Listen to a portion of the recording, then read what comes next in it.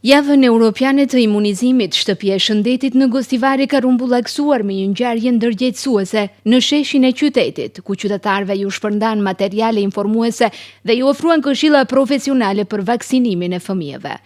Qytetarët patën mundësi të marrin përgjigje direkte nga mjekët për dilemat dhe shqetësime që kanë lidhur me imunizimin si një nga mjetet më të rëndësishme për mbrojtjen nga sëmundjet infektive.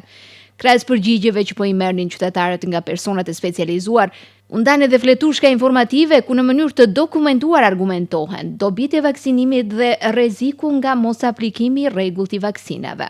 Sipas raportit të përgatitur nga reparti i imunizimit, nga dita e fillimit të kampanjës apo për vetëm një javë janë vaksinuar 45 fëmijë kundër fruthit dhe shytave, si dhe 57 fëmijë të tjerë kundër difterisë, tetanozit dhe kollës së keqe.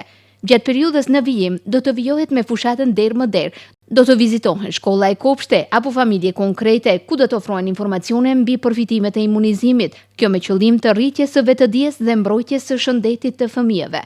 Kështu njofton motra kryesore e repartit të imunizimit në shtëpinë e shëndetit në Gostivar, Lindita Gashi. Ndryshe, në Gostivar gjatë këtij viti shënohet rritje e lehtë e numrit të fëmijëve të imunizuar, por shifrat janë ende nën pragun e rekomanduar prej 95%. E në ndërkaq që autoritetet shëndetësore theksojnë se mënyra më e sigurt për t'i mbrojtur fëmijët nga sëmundjet e rënda është vaksinimi i rregullt i tyre.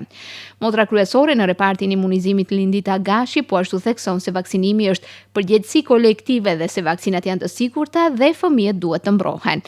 Risia e këtij viti, tha ajo, është se vaksina HPV aplikohet jo vetëm për vajzat, por edhe për djemt. Java Europiane e imunizimit, e cila zhvillohet çdo vit në fund të prillit, synon të theksoj rëndësinë e vaksinave për mbrojtjen e të gjitha grup moshave dhe për të ruajtur shëndetin publik.